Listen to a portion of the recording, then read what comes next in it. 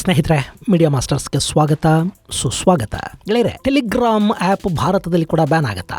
ಮೊನ್ನೆ ಅದರ ಸಿಇಒ ಮತ್ತು ರಷ್ಯಾದ ಎಲನ್ ಮಸ್ಕ್ ಅಂತಲೇ ಕರೆಸಿಕೊಳ್ಳುವ ಪಾವೆಲ್ ದರೋವ್ ಫ್ರಾನ್ಸ್ನಲ್ಲಿ ಬಂಧನಕ್ಕೀಡಾದ ನಂತರ ಭಾರತ ಕೂಡ ಟೆಲಿಗ್ರಾಮ್ ಆ್ಯಪ್ ಅನ್ನು ಬ್ಯಾನ್ ಮಾಡೋ ಬಗ್ಗೆ ಸಾಕಷ್ಟು ಊಹಾಪೋಹಗಳು ಶುರುವಾಗಿವೆ. ಜೊತೆಗೆ ಟೆಲಿಗ್ರಾಮ್ ಬಗ್ಗೆ ಭಾರತ ತನಿಖೆಯನ್ನು ಕೂಡ ಆರಂಭ ಮಾಡಿದೆ. ಹಾಗಾದ್ರೆ ಯಾರು ಈ ಪಾವೆಲ್ ದರೋವ್? ಆ ಶ್ರೀಮಂತ ಟೆಕ್ ಉದ್ಯಮಿಯನ್ನ ಫ್ರಾನ್ಸ್ನಲ್ಲಿ ಅರೆಸ್ಟ್ ಮಾಡಿರೋದು ಯಾಕೆ? ಆತ ಅರೆಸ್ಟ್ ಆಗೋ ಸಂದರ್ಭದಲ್ಲಿ ಆತನ ಜೊತೆಗಿದ್ದ ಸುಂದರಿ ಯಾರು? ಆಕೆ ಮೊಸಾದ್ ಏಜೆಂಟ್ ಅನ್ನೋ ಮಾತು ಕೇಳಿ ಬರ್ತಾ ಇರೋದು ಯಾಕೆ?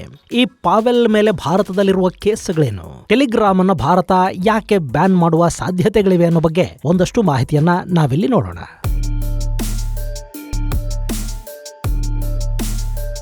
ಗೆಳೆಯರೆ, ಇದು ಟೆಕ್ ಯುಗ. ನಮಗೆ ಇಡೀ ಜಗತ್ತನ್ನು ನಮ್ಮ ಅಂಗೈಗೆ ತಂದಿಟ್ಟಿರೋದು ಸ್ಮಾರ್ಟ್ಫೋನು, ಇಂಟರ್ನೆಟ್ಟು ಹಾಗೂ ಅದರಲ್ಲಿನ ಒಂದಷ್ಟು ಆ್ಯಪ್ಗಳು. ಕ್ಷಣ ಮಾತ್ರದಲ್ಲಿ ಸಂದೇಶಗಳನ್ನು ಜಗತ್ತಿನ ಯಾವ ದೇಶಕ್ಕೂ ರವಾನೆ ಮಾಡೋದಕ್ಕೆ ನಾವು ವಾಟ್ಸಪ್, ಟೆಲಿಗ್ರಾಮ್ನಂಥ ಆ್ಯಪ್ಗಳನ್ನು ಬಳಕೆ ಮಾಡ್ತಾ ಇದ್ದೀವಿ. ಜೊತೆಗೆ ಈ ಆ್ಯಪ್ಗಳ ಮೂಲಕ ಕಳುಹಿಸಿಕೊಡುವ ಸಂದೇಶಗಳು ಎನ್ಕ್ರಿಪ್ಟೆಡ್ ಆಗಿರೋದ್ರಿಂದ ಅವುಗಳನ್ನು ಸುಲಭವಾಗಿ ಟ್ರ್ಯಾಪ್ ಮಾಡೋದಕ್ಕೆ, ಇಂಟರ್ಸೆಪ್ಟ್ ಮಾಡೋದಕ್ಕೆ ಸಾಧ್ಯವಾಗುವುದಿಲ್ಲ. ಸೊ ಇವತ್ತು ವಾಟ್ಸಪ್ ಮತ್ತು ಟೆಲಿಗ್ರಾಮ್ನಂಥ ಸೋಷಿಯಲ್ ಮೀಡಿಯಾ ಆ್ಯಪ್ಗಳು ಸಿಕ್ಕಾಪಟ್ಟೆ ಪಾಪ್ಯುಲಾರಿಟಿಯನ್ನು ಪಡ್ಕೊಂಡಿವೆ. ಇವು ಬರೀ ಸಂದೇಶ ರವಾನೆಗೆ ಮಾತ್ರ ಬಳಕೆ ಆದರೆ ಸಮಸ್ಯೆ ಏನಿರೋದಿಲ್ಲ. ಆದರೆ ಸಾರ್ವಜನಿಕರನ್ನು ವಂಚಿಸೋದಕ್ಕೆ, ಬ್ಲ್ಯಾಕ್ ಮೇಲ್ ಮಾಡೋದಕ್ಕೆ, ಎಕ್ಸ್ಟ್ರಾಕ್ಷನ್ ಅಂಥ ಅಪರಾಧ ಕೃತ್ಯಗಳಿಗೆ, ಪೋರ್ನೋಗ್ರಫಿ ಸರ್ಕ್ಯುಲೇಟ್ ಮಾಡೋದಕ್ಕೆ, ಹೀಗೆ ಬೇಡದ ಕೆಲಸಗಳಿಗೆ ಇವು ಹೆಚ್ಚು ಬಳಕೆ ಆಗ್ತಾ ಇರೋದು ತುಂಬಾ ಅಪಾಯಕಾರಿ ಅಂತ ಅನ್ನಿಸ್ಕೊಳ್ತಾ ಇವೆ. ಅದೇ ಕಾರಣಕ್ಕೆ ಈಗ ಟೆಲಿಗ್ರಾಮ್ ಚಾನಲ್ ಮಾಲೀಕನನ್ನು ಫ್ರಾನ್ಸ್ನ ಪೊಲೀಸರು ಬಂಧಿಸಿದ್ದಾರೆ.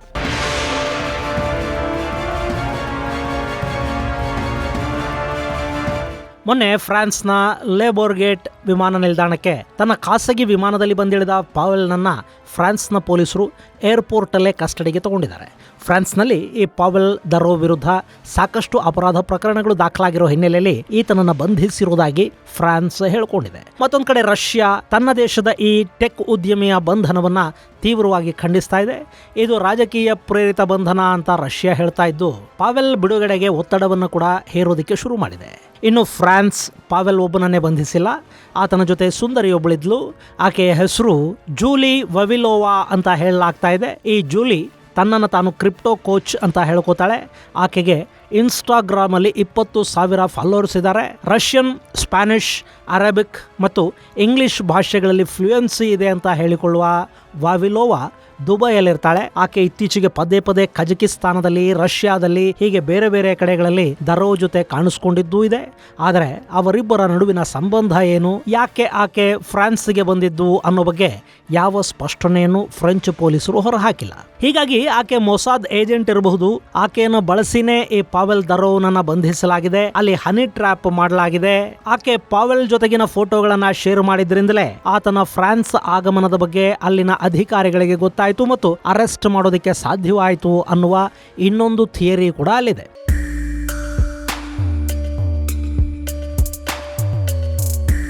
ಇನ್ನು ಈ ಪಾವೆಲ್ ದರೋವ್ ಮೇಲೆ ಫ್ರಾನ್ಸ್ನಲ್ಲಿ ಪ್ರಕರಣಗಳಿದ್ವು, ಆತನನ್ನು ಬಂಧಿಸಲಾಗಿದೆ. ಸರಿ, ಆದರೆ ಟೆಲಿಗ್ರಾಮ್ ಆ್ಯಪ್ ಅನ್ನು ಭಾರತ ಬ್ಯಾನ್ ಮಾಡೋ ಬಗ್ಗೆ ಈಗ ಮಾತುಗಳು ಕೇಳಿ ಬರ್ತಾ ಇರೋದು ಯಾಕೆ? ಗೆಳೆಯರೆ, ಟೆಲಿಗ್ರಾಮ್ ಚಾನಲ್ ಭಾರತದಲ್ಲಿ ಕೇವಲ ಮೆಸೇಜಿಂಗ್ ಆ್ಯಪ್ ಆಗಿ ಮಾತ್ರ ಬಳಕೆ ಆಗ್ತಾ ಇಲ್ಲ, ಬದಲಿಗೆ ಅದು ಅಪರಾಧ ಚಟುವಟಿಕೆಗಳಿಗೆ ವ್ಯಾಪಕವಾಗಿ ಬಳಕೆ ಆಗ್ತಾ ಇದೆ. ಟೆಲಿಗ್ರಾಮ್ ಚಾನಲ್ ಅಲ್ಲಿ ಒಂದಷ್ಟು ಜನ ಗ್ರೂಪ್ ಮಾಡಿಕೊಂಡು ಶೇರ್ ಮಾರ್ಕೆಟ್ ರಿಗ್ಗಿಂಗ್ ಮಾಡೋ ಕೆಲಸವನ್ನು ಮಾಡ್ತಾ ಇದ್ದಾರೆ. ಏಕಾಏಕಿ ಷೇರುಗಳ ಬೆಲೆ ಏರಿಕೆ ಆಗೋ ಹಾಗೆ ಮಾಡಿ ಆನಂತರ ಅವುಗಳನ್ನ ಒಂದೇ ಬಾರಿಗೆ ಮಾರಾಟ ಮಾಡೋ ಮೂಲಕ ಬೆಲೆಯ ಮ್ಯಾನಿಪ್ಯುಲೇಷನ್ಗೆ ಕಾರಣ ಆಗ್ತಾ ಇದ್ದಾರೆ ಅನ್ನೋ ಆರೋಪಗಳು ಸಾಕಷ್ಟು ವರ್ಷಗಳಿಂದ ಕೇಳಿ ಬರ್ತಾ ಇವೆ. ಹಾಗೆ ಡಿಜಿಟಲ್ ವಂಚನೆಗಳಿಗೆ ಕೂಡ ಟೆಲಿಗ್ರಾಮ್ ಆ್ಯಪ್ ತುಂಬಾನೇ ಬಳಕೆ ಆಗ್ತಾ ಇದೆ. ಚೈಲ್ಡ್ ಪೋರ್ನೋಗ್ರಫಿ ಸರ್ಕ್ಯುಲೇಟ್ ಮಾಡೋದಕ್ಕೆ ಈ ಆ್ಯಪ್ ಅನ್ನು ಬಳಸ್ತಾ ಇದ್ದಾರೆ. ಟೆಲಿಗ್ರಾಮ್ ಚಾನಲ್ಗಳನ್ನ ಮಾಡಿಕೊಂಡು ಅದರಲ್ಲಿ ಒಂದಷ್ಟು ಮಂದಿ ರಾಜಾರೋಷವಾಗಿ ಚೈಲ್ಡ್ ಪೋರ್ನ್ಗಳನ್ನ ಹಾಕೋದಕ್ಕೆ ಶುರು ಮಾಡಿದ್ದಾರೆ. ಇದು ಸಮಾಜದ ಸ್ವಾಸ್ಥ್ಯವನ್ನು ಕೆಡಿಸ್ತಾ ಇದೆ. ಫ್ರಾನ್ಸ್ ಅಲ್ಲಿ ಕೂಡ ಟೆಲಿಗ್ರಾಮ್ ಮೇಲೆ ಈ ಮಕ್ಕಳ ಅಶ್ಲೀಲ ವಿಡಿಯೋಗಳ ಕೇಸುಗಳು ಕೂಡ ದಾಖಲಾಗಿವೆ. ಇದೆಲ್ಲದರ ಜೊತೆಗೆ ಭಾರತದಲ್ಲಿ ಟೆಲಿಗ್ರಾಮ್ನಿಂದ ಆಗ್ತಾ ಇರೋ ದೊಡ್ಡ ಸಮಸ್ಯೆ ಅಂದ್ರೆ ಪ್ರಶ್ನೆ ಪತ್ರಿಕೆಗಳ ಲೀಕೇಜು. ನಿಮಗೆ ಗೊತ್ತಿರಬೇಕು, ಇವತ್ತು ಭಾರತ ಪ್ರಶ್ನೆ ಪತ್ರಿಕೆಗಳ ಸೋರಿಕೆಯ ಸ್ವರ್ಗ ಅಂತ ಕರೆಸಿಕೊಳ್ತಾ ಇದೆ. ಮೊದಲೇ ನಮ್ಮಲ್ಲಿ ಶಿಕ್ಷಣ ಪದ್ಧತಿ ಅನ್ನೋದು ಹಳ್ಳ ಹಿಡಿದು ಆಗಿದೆ. ವಿದ್ಯಾರ್ಥಿಗಳು ಏನು ಕಲಿತಿದ್ದಾರೆ ಅನ್ನೋದನ್ನ ಪರೀಕ್ಷೆ ಮಾಡುವ ಕಾಲ ಹೋಗಿ ಅವರು ಪರೀಕ್ಷೆಗಳಿಗಾಗಿನೇ ಕಲಿಯೋ ಕಾಲಘಟ್ಟವನ್ನು ನಾವು ನೋಡ್ತಾ ಇದ್ದೀವಿ. ಇನ್ನು ಆ ಪರೀಕ್ಷೆಗಳಾದರೂ ನೆಟ್ಟಗಾಗುತ್ತವಾ ಅಂದ್ರೆ ಪ್ರತಿ ಪರೀಕ್ಷೆಯ ಸಮಯದಲ್ಲೂ ಪ್ರಶ್ನೆ ಪತ್ರಿಕೆಗಳು ಬಯಲಾಗದ ಹಾಗೆ ನೋಡಿಕೊಳ್ಳೋದು ಪರೀಕ್ಷಾ ಪ್ರಾಧಿಕಾರಗಳಿಗೆ ಒಂದು ಅಗ್ನಿ ಪರೀಕ್ಷೆ ಅನ್ನೋ ಥರದ ಪರಿಸ್ಥಿತಿ ನಮ್ಮಲ್ಲಿದೆ. PU ಪರೀಕ್ಷೆಯ ಪೇಪರ್ ಲೀಕು, SLC ಪರೀಕ್ಷೆಯ ಪೇಪರೂ leak, NEET UG, NEET PG, UGC, competitive exams, ಕಡೆಗೆ ನಮ್ಮಲ್ಲಿ ಸರ್ಕಾರ ಕೆಲಸ ಕೊಡೋದಕ್ಕೆ ಅಂತ ನಡೆಸುತ್ತಲ್ಲ ಪರೀಕ್ಷೆಗಳನ್ನು, ಅಲ್ಲಿ ಕೂಡ ಪೇಪರ್ ಲೀಕ್ ಆಗ್ತಲೇ ಇರುತ್ತೆ. ಹೀಗೆ ಪೇಪರ್ ಲೀಕ್ ಆಗಿ ಅದು ಜನರನ್ನು ತಲುಪಬೇಕಲ್ಲ, ಅದಕ್ಕೆ ಬಳಕೆ ಆಗ್ತಾ ಇರೋದು ಇದೇ ಟೆಲಿಗ್ರಾಮ್ ಆ್ಯಪ್. ಜೂನ್ 18, 2024 ನಡೆದ UGC ನೆಟ್ ಪರೀಕ್ಷೆಯ ಪೇಪರು ಟೆಲಿಗ್ರಾಮ್ ಆ್ಯಪ್ ಮೂಲಕ ಲೀಕ್ ಆಯಿತು. ಮೇ ತಿಂಗಳಲ್ಲಿ ನಡೆದ UGC ನೀಟ್ ಪರೀಕ್ಷೆಯ ಪೇಪರ್ ಲೀಕ್ ಆಗಿದ್ದು ಕೂಡ ಟೆಲಿಗ್ರಾಮ್ ಆ್ಯಪ್ ಮೂಲಕನೇ. ವಿಶೇಷವಾಗಿ ರಾಜಸ್ಥಾನ, ಹರಿಯಾಣ, ಜಾರ್ಖಂಡ್, ಬಿಹಾರ ಮುಂತಾದ ರಾಜ್ಯಗಳಲ್ಲಿ ಪ್ರಶ್ನೆ ಪತ್ರಿಕೆ ಲೀಕ್ ಆಗಿತ್ತು. ಮಧ್ಯಪ್ರದೇಶದ ಪಬ್ಲಿಕ್ ಸರ್ವಿಸ್ ಕಮಿಷನ್ ಪರೀಕ್ಷೆಗಳ ಪ್ರಶ್ನೆ ಪತ್ರಿಕೆ ಲೀಕ್ ಆಗಿದ್ದು ಮಾತ್ರ ಅಲ್ಲ, ಅದು ಈ ಟೆಲಿಗ್ರಾಮ್ ಆ್ಯಪ್ ಮೂಲಕ 2,500 ರೂಪಾಯಿಗಳಿಗೆ ಬಿಕ್ರಿ ಕೂಡ ಆಯಿತು. ಉತ್ತರ ಪ್ರದೇಶದಲ್ಲಿ ಪೊಲೀಸ್ ನೇಮಕಾತಿ ಪರೀಕ್ಷೆಯ ಪೇಪರ್ ಕೂಡ ಟೆಲಿಗ್ರಾಮ್ ಆ್ಯಪ್ ಮೂಲಕವೇ ಜನರನ್ನ ತಲುಪಿತು ಅನ್ನೋ ಆರೋಪಗಳು ಕೇಳಿಬಂದವು. ಇನ್ನು ಸೈಬರ್ ವಂಚನೆಗಳಿಗೆ, ಬ್ಲಾಕ್ ಮೇಲ್ ಮಾಡಿ ಹಣ ವಸೂಲಿ ಮಾಡೋ ಥರದ ಪ್ರಕರಣಗಳಿಗೆ ಟೆಲಿಗ್ರಾಮ್ ಆ್ಯಪ್ ವಿಪರೀತವಾಗಿ ಬಳಕೆ ಆಗ್ತಾ ಇದೆ. ಇದೆಲ್ಲದರ ಜೊತೆಗೆ ಭಾರತದಲ್ಲಿನ ಭಯೋತ್ಪಾದಕರ ಸಿಂಡಿಕೇಟುಗಳಿವೆಯಲ್ಲ, ಅವುಗಳಿಗೆ ಸಂದೇಶವನ್ನು ರವಾನೆ ಮಾಡೋದಕ್ಕೆ, ಅವುಗಳ ಯೋಜನೆಗಳನ್ನು ಸಿದ್ಧಪಡಿಸಿ ಅದನ್ನು ಒಬ್ಬರು ಮತ್ತೊಬ್ಬರಿಗೆ ಕಳುಹಿಸಿಕೊಡೋದಕ್ಕೆ ಕೂಡ ಟೆಲಿಗ್ರಾಮ್ ಆ್ಯಪ್ಗಳನ್ನೇ ಬಳಕೆ ಮಾಡ್ಕೊಳ್ತಾ ಇದ್ದಾರೆ. ಅಲ್ಲ, ಇದೆಲ್ಲವನ್ನ ವಾಟ್ಸಪ್ ಮೂಲಕ ಕೂಡ ಮಾಡಬಹುದಲ್ವಾ? ಗೆಳೆಯರೆ, ವಾಟ್ಸಪ್ ಮೂಲಕ ನಡೆಯುವ ವಂಚನೆಗಳನ್ನು ಕಂಡುಹಿಡಿಯೋದು, ಅದರ ಹಿಂದೆ ಯಾರಿದ್ದಾರೆ ಅನ್ನೋದರ ಮೂಲವನ್ನು ಹುಡುಕೋದು ಕಷ್ಟ ಆಗೋದಿಲ್ಲ. ನೀವು ಗ್ರೂಪುಗಳಲ್ಲಿ ಶೇರ್ ಮಾಡೋ ಮೆಸೇಜು ಕೂಡ ಎಲ್ಲಿಂದ ಹುಟ್ಟಿದೆ ಮತ್ತು ಎಲ್ಲೆಲ್ಲಿಗೆ ಹೋಗಿದೆ ಅನ್ನೋದನ್ನ ಪತ್ತೆ ಮಾಡೋದಕ್ಕೆ ಸಾಧ್ಯ ಆಗುತ್ತೆ. ಆದರೆ ಟೆಲಿಗ್ರಾಮ್ನಲ್ಲಿ ಅದು ಸಾಧ್ಯ ಆಗ್ತಾ ಇಲ್ಲ. ಟೆಲಿಗ್ರಾಮ್ ತನ್ನ ಬಳಕೆದಾರರ ಮಾಹಿತಿಯನ್ನು ಪೊಲೀಸರಿಗೆ, ತನಿಖಾ ಏಜೆನ್ಸಿಗಳಿಗೆ ಒದಗಿಸಿಕೊಡೋದಿಲ್ಲ. ಟೆಲಿಗ್ರಾಮ್ ಚಾನಲ್ ಮೂಲಕ ವಂಚನೆಗೊಳಗಾಗಿ ನೀವು ಸೈಬರ್ ಕ್ರೈಮ್ಗೆ ದೂರು ಕೊಟ್ಟರೂ ಕೂಡ ನಿಮಗೆ ಇಂಟರ್ನೆಟ್ನ IP ಅಡ್ರೆಸ್ ದೊರೆಯಬಹುದೇ ಹೊರತು ಯಾರು ವಂಚನೆ ಮಾಡಿದ್ದಾರೆ ಅನ್ನೋದನ್ನು ಪತ್ತೆ ಮಾಡೋದಕ್ಕೆ ಸಾಧ್ಯ ಆಗೋದಿಲ್ಲ. ಹೀಗಾಗಿ ಟೆಲಿಗ್ರಾಮ್ ಅನ್ನೋದು ವಂಚಕರಿಗೆ, ಉಗ್ರರಿಗೆ ಅತ್ಯಂತ ಸೇಫ್ ಪ್ಲಾಟ್ಫಾರ್ಮ್ ಅಂತ ಅನ್ನಿಸ್ಕೊಳ್ತಾ ಇದೆ. ಇಲ್ಲಿ ಎನ್ಕ್ರಿಪ್ಟೆಡ್ ಮೆಸೇಜ್ಗಳನ್ನು ಕೂಡ ಡಿಕೋಡ್ ಮಾಡಿ ಅಗತ್ಯ ಬಿದ್ದಾಗ ಇಂಟರ್ಸೆಪ್ಟ್ ಮಾಡೋದಕ್ಕೆ ಅವಕಾಶ ಬೇಕು ಅಂತ ಸರ್ಕಾರ ಈ ಆ್ಯಪ್ ಏಜೆನ್ಸಿಗಳಿಗೆ ಕೇಳ್ತಾ ಇದೆ. ಎನ್ಕ್ರಿಪ್ಷನ್ ಅನ್ನೋದೇ ನಮ್ಮ USP, ಅದನ್ನು ಬಿಟ್ಟುಕೊಡೋದಕ್ಕೆ ಸಾಧ್ಯವಾಗೋದಿಲ್ಲ ಅಂತ ವಾಟ್ಸಪ್ ಪಟ್ಟು ಹಿಡ್ಕೊಂಡು ಕೂತಿದೆ. ಈ ಬಗ್ಗೆ ಒಂದು ಕಡೆ ಹಗ್ಗ ಜಗ್ಗಾಟ ನಡೀತಿದ್ರೆ, ಮತ್ತೊಂದು ಕಡೆ ಈ ಟೆಲಿಗ್ರಾಮ್ ಅನ್ನೋದು ತನ್ನ ಬಳಕೆದಾರರ ಮಾಹಿತಿಯನ್ನು ಕೂಡ ಸರ್ಕಾರಕ್ಕೆ, ಏಜೆನ್ಸಿಗಳಿಗೆ ಬಿಟ್ಟುಕೊಡ್ತಾ ಇಲ್ಲ. ತನಿಖಾ ಏಜೆನ್ಸಿಗಳ ಜೊತೆ ಇವರು ಸಹಕರಿಸ್ತಾ ಇಲ್ಲ. ಇದೇ ಕಾರಣಕ್ಕೆ China, Thailand, Pakistan, Cuba, Brazil ಸೇರಿದ ಹಾಗೆ ಒಂದಷ್ಟು ದೇಶಗಳು ಈ ಟೆಲಿಗ್ರಾಮ್ ಮೇಲೆ ಈಗಾಗಲೇ ನಿಷೇಧವನ್ನು ಹೇರಿವೆ. ಈಗ ಭಾರತ ಕೂಡ ಆ ಬಗ್ಗೆ ಯೋಚಿಸ್ತಾ ಇದೆ.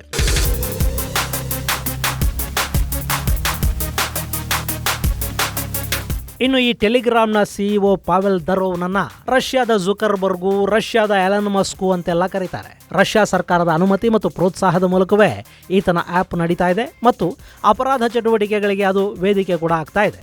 ಗೆಳೆಯರೆ, ರಷ್ಯಾ ಅನ್ನೋದು ಇತ್ತೀಚೆಗೆ ಒಂಥರ ಜಾಗತಿಕ ಅಪರಾಧಗಳ ಕೇಂದ್ರವಾಗಿ ಬದಲಾಗ್ತಾ ಇರೋದು ಸುಳ್ಳಲ್ಲ. ಅಲ್ಲಿ ವೆಪನ್, ಡ್ರಗ್ಸ್, ಅಕ್ರಮ ಸಾಗಾಣಿಕಾ ಜಾಲಗಳು ದೊಡ್ಡ ಪ್ರಮಾಣದಲ್ಲಿ ಕೆಲಸ ಮಾಡ್ತಾ ಇವೆ. ಸೈಬರ್ ಕಳ್ಳರು ತುಂಬಾ ಆಕ್ಟಿವ್ ಆಗಿದ್ದಾರೆ. ಹ್ಯಾಕಿಂಗ್, ಸೈಬರ್ ಅರೆಸ್ಟ್ ಇಂಥವೆಲ್ಲ ರಷ್ಯಾದಿಂದ ಹೆಚ್ಚಿನ ಪ್ರಮಾಣದಲ್ಲಿ ಆಗ್ತಾ ಇರುತ್ತವೆ.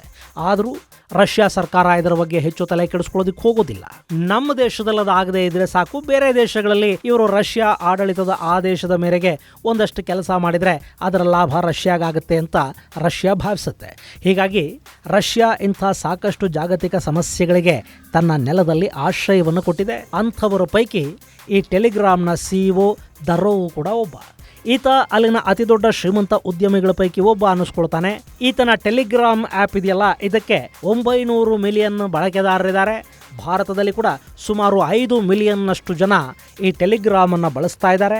ಆತನ ಐಷಾರಾಮ ಹಾಗೂ ವಿವಾದಗಳ ಕಾರಣದಿಂದಲೇ ಪಾವೆಲ್ನನ್ನ ರಷ್ಯಾದ ಎಲನ್ ಮಸ್ಕ್ ಅಂತ ಕರೆಯೋದು. ಸಾರ್ವಜನಿಕ ಕಾರ್ಯಕ್ರಮಗಳಲ್ಲಿ ಕೂಡ ವಿವಾದಾಸ್ಪದ ಹೇಳಿಕೆಗಳನ್ನು ಕೊಡೋ ದರೋವ್ ತನ್ನನ್ನು ತಾನು ಸ್ಪರ್ಮ್ ಡೋನರ್ ಅಂತ ಹೇಳ್ಕೊಂಡಿದ್ದಾನೆ. ಸುಮಾರು 100 ಮಕ್ಕಳಿಗೆ ನಾನು ಜೈವಿಕ ತಂದೆ, ನನ್ನ ಸ್ಪರ್ಮ್ ಡೊನೇಷನ್ ಮೂಲಕ 106 ಮಕ್ಕಳು ಜನಿಸಿವೆ ಅಂತ ಆತ ಹೇಳ್ಕೊಂಡಿದ್ದು ಕೂಡ ವಿವಾದಕ್ಕೆ ಕಾರಣ ಆಗಿತ್ತು. ಅಂಥ ಪಾವೆಲ್ ದರೋವ್ ಈಗ ಫ್ರಾನ್ಸಲ್ಲಿ ಬಂಧನಕ್ಕೀಡಾಗಿದ್ದಾನೆ. ಅವನ ಬಿಡುಗಡೆಗೆ ರಷ್ಯಾ ಶತಪ್ರಯತ್ನವನ್ನು ಮಾಡ್ತಾ ಇದೆ. ಅವನ ವಿರುದ್ಧ ನಮ್ಮ ಬಳಿ ಸಾಕ್ಷ್ಯಾಧಾರಗಳಿವೆ ಅಂತ ಫ್ರಾನ್ಸ್ನ ಆಡಳಿತ ಹೇಳಿದೆ. ಇದು ರಷ್ಯಾ ಹಾಗೂ ಫ್ರಾನ್ಸ್ ನಡುವೆ ಇನ್ನೊಂದು ಸುತ್ತಿನ ರಾಜತಾಂತ್ರಿಕ ಯುದ್ಧಕ್ಕೆ ಕಾರಣ ಕೂಡ ಆಗಬಹುದು. ಇದು ಗೆಳೆಯರೆ, ಪಾವೆಲ್ ದರೋವ್ ಬಂಧನ ಮತ್ತು ಆತನ ಟೆಲಿಗ್ರಾಮ್ ಭಾರತದಲ್ಲಿ ಬ್ಯಾನ್ ಆಗುವ ಸಾಧ್ಯತೆಗಳ ಕುರಿತಾದ ಒಂದಷ್ಟು ಮಾಹಿತಿ. ಮುಂದಿನ ಸಂಚಿಕೆಯಲ್ಲಿ ಮತ್ತಷ್ಟು ವಿಶೇಷಗಳ ಜೊತೆ ಮತ್ತೆ ಭೇಟಿಯಾಗೋಣ. ಅಲ್ಲಿವರೆಗೆ ಜೈ ಹಿಂದ್, ಜೈ ಕರ್ನಾಟಕ.